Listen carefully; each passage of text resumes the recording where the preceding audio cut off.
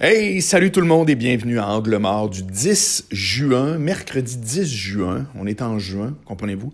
Hey, on fait des rendez-vous des fois, puis, tu sais, exemple, moi, le bar où j'aime bien aller, où j'allais, puis que je vais recommencer à aller, ouvre, parce que pas mal tout le monde ouvre le 22 juin, le Midway, sur la taverne Midway, coin Saint-Laurent et Sainte-Catherine, juste la porte à côté du Club Soda. Et puis, là, tu sais, hier, je parle avec Charles, qui est le propriétaire, puis je dis, hey, tu sais, je fais des blagues en disant, dis-moi à quelle heure ça ouvre, puis je vais être là, puis revoir tout le monde, puis tu sais, la patente, puis blablabla. Mais là, je me disais en moi-même, le rendez-vous, c'est le 22 juin. T'as rendu compte? Là, on est en train de prendre des rendez-vous pour le 22 juin. Ça veut dire qu'on va ouvrir les yeux, puis on va être rendu en juillet. Man, sérieux, là. C'est pas une année Jojo, mais en même temps, elle passe pas moins vite que les autres. Hein? Eh boy! Alors, ce matin, j'ai vu une vidéo qui m'a fait vraiment triper. Je vais la mettre... elle est déjà sur mon Facebook. Donc, si vous allez sur mon Facebook / ici Marc Boilard, vous allez voir la vidéo en question.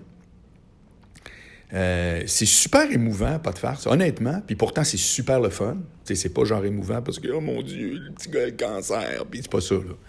C'est des policiers à Halifax qui ont fait par exprès pour filmer une femme, je dirais à peu près 35 ans, 40, qui est avec, ça doit être son gars qui a un ado. Puis il l'arrête, plutôt sévèrement. Bien entendu, c'est filmé par son collègue juste en arrière. Puis il dit, Madame, il dit, êtes-vous au courant, je vous arrête, parce que là, tu vois dans sa face, là, c'est comme, pourquoi il m'arrête, t'sais?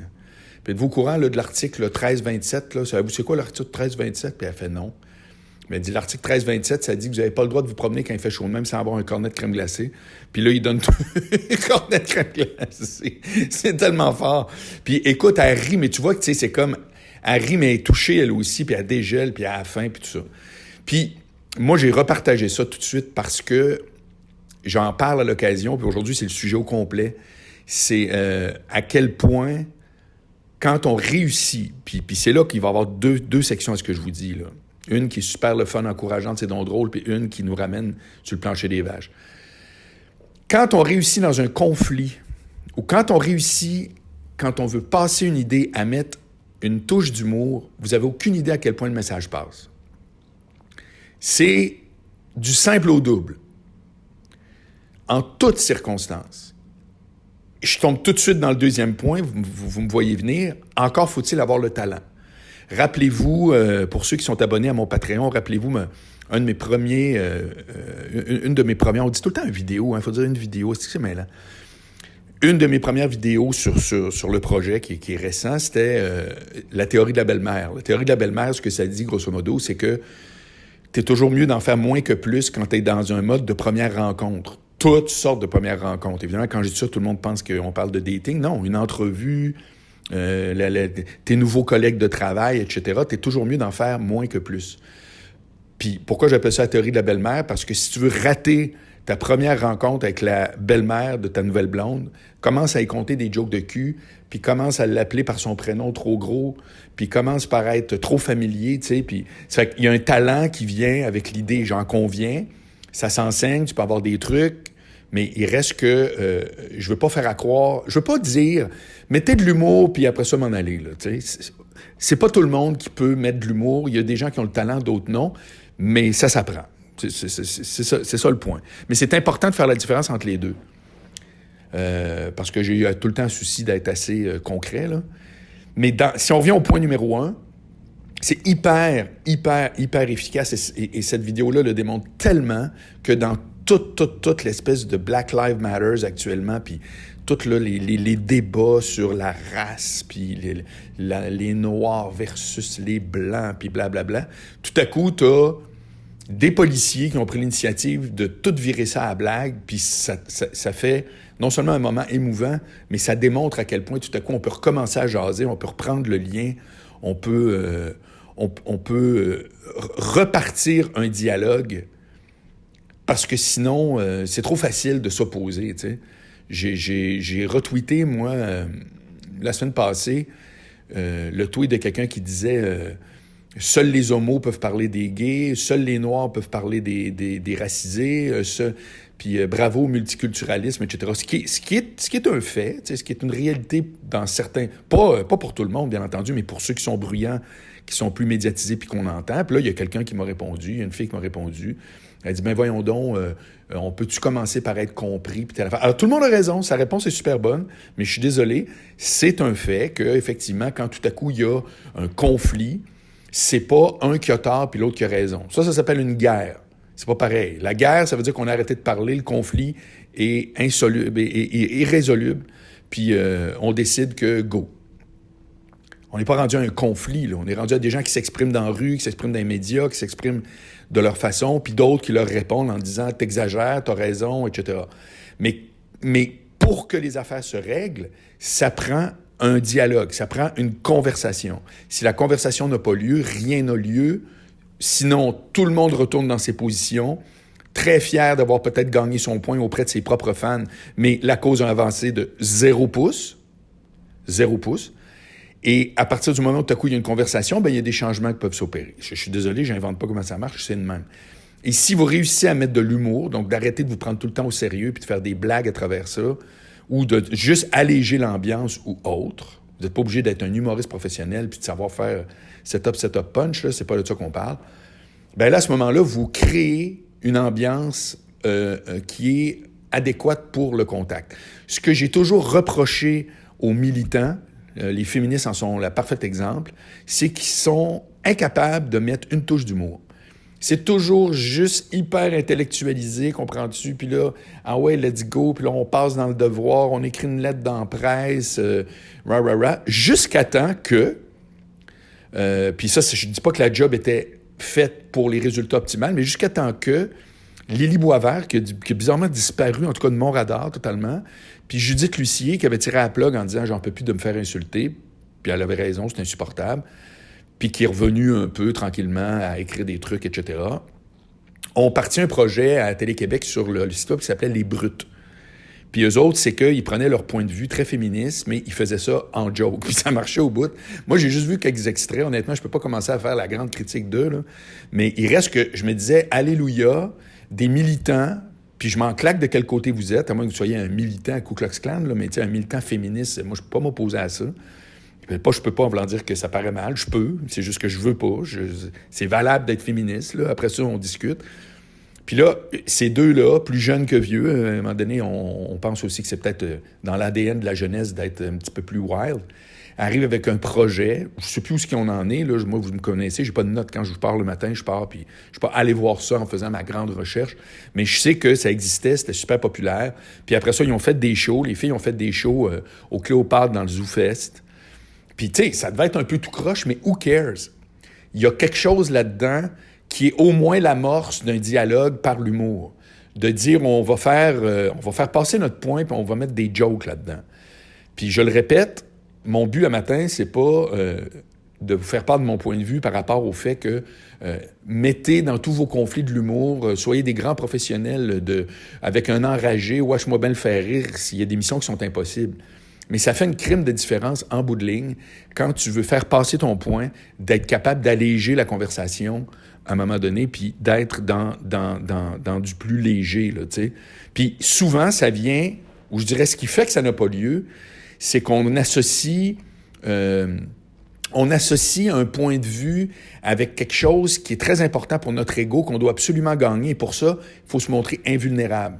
Parce que dans le cas de la police qui fait une intervention musclée auprès de la femme noire, puis qui finalement, quelques secondes après, c'est une joke, bien évidemment, à être pas en train de jouer à la police répressive, à la police qui arrête les bandits, à la police... on n'est pas là-dedans. Ils ont toujours pas réglé le conflit de ceux qui disent « Ah, regarde la brutalité policière » alors que la personne a refusé d'obtempérer. On fait quoi quand, par définition... Quelqu'un qui suit le processus bien comme il faut de qu'est-ce qu'une arrestation policière, qu'est-ce qu'on fait si la personne fait juste dire « Non, moi, je te le donne pas mon permis ». On fait quoi? On fait « Ah ben écoute, étant donné que je veux pas être accusé d'aucune maladresse, je m'en vais ». Ça n'a aucun sens. Ça fait qu'il y a un bout où il faut que tu acceptes, dans ce cas-là, le policier, de pas paraître comme la loi, la force et l'ordre, Puis plutôt paraître comme quelqu'un qui est capable de faire une joke sur une situation où, à quelque part, c'est embêtant, parce que pour les policiers, actuellement, c'est très embêtant.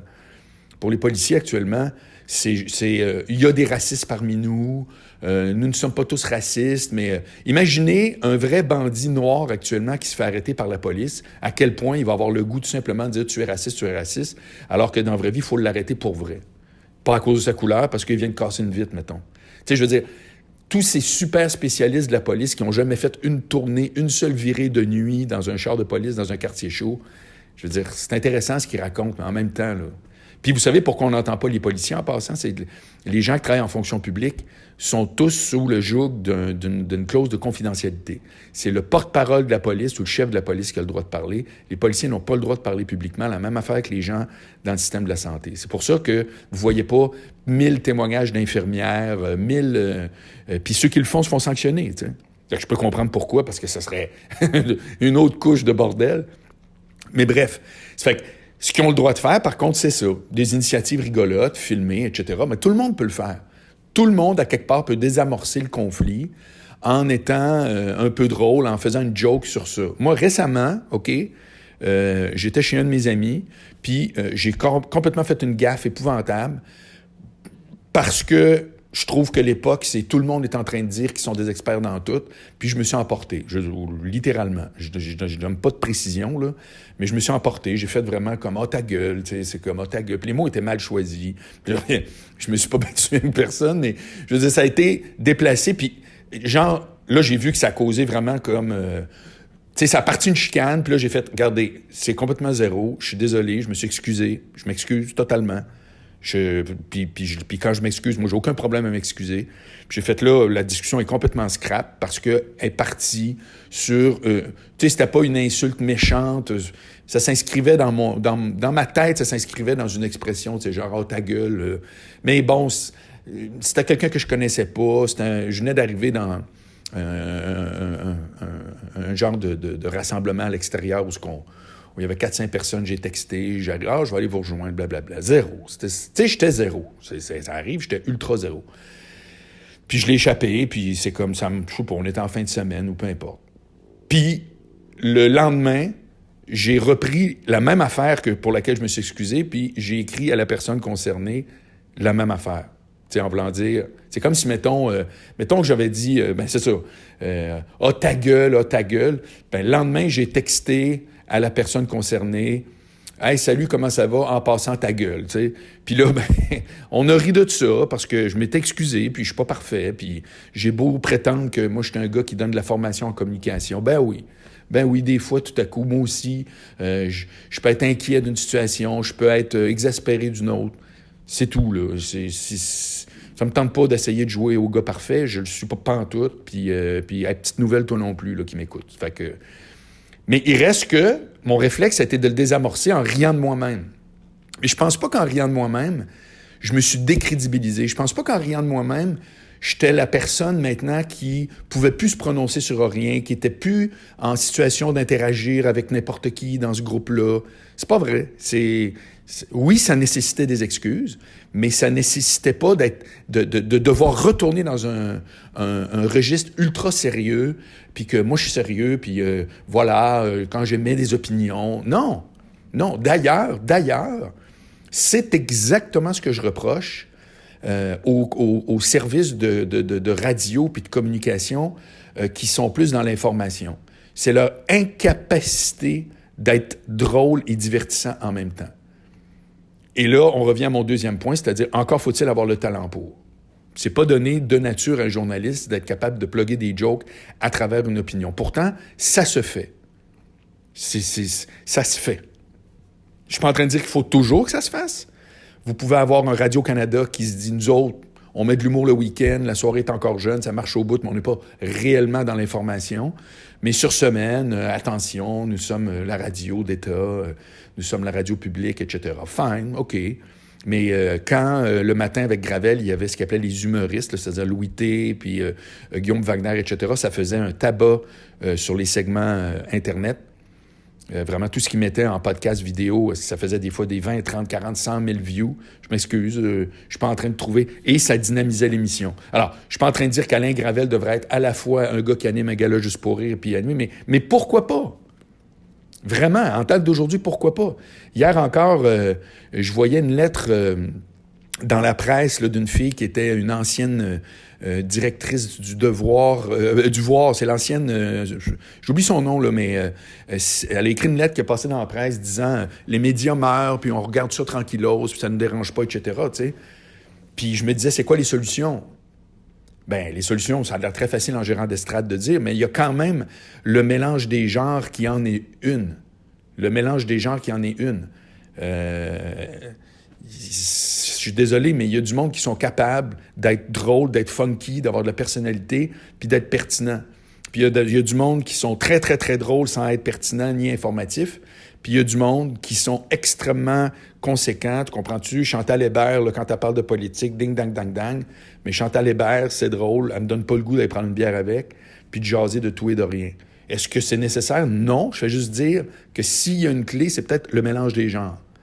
C'est peut-être le mélange des genres. Donc, c'est pas vrai que pour être crédible, faut pas être drôle. Faut pas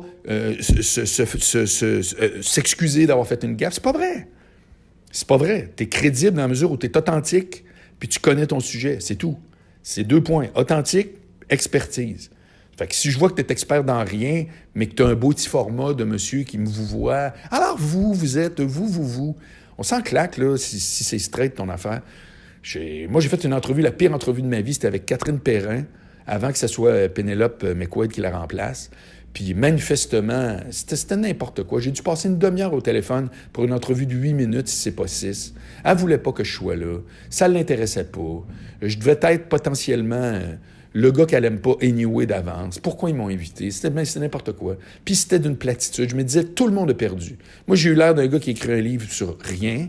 C'était pour soyez compris. Elle m'a reçu, là, comme on reçoit une escorte. Là. Tu lui donnes son 20$, tu fais ce que tu as à faire, puis après ça, tu lui demandes de s'en aller. Les auditeurs dans le char ont dû dire quel segment plate. Tout était plate.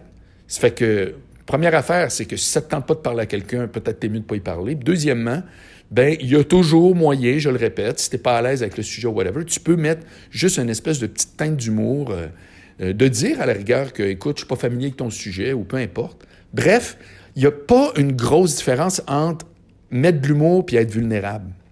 C'est pas une énorme différence.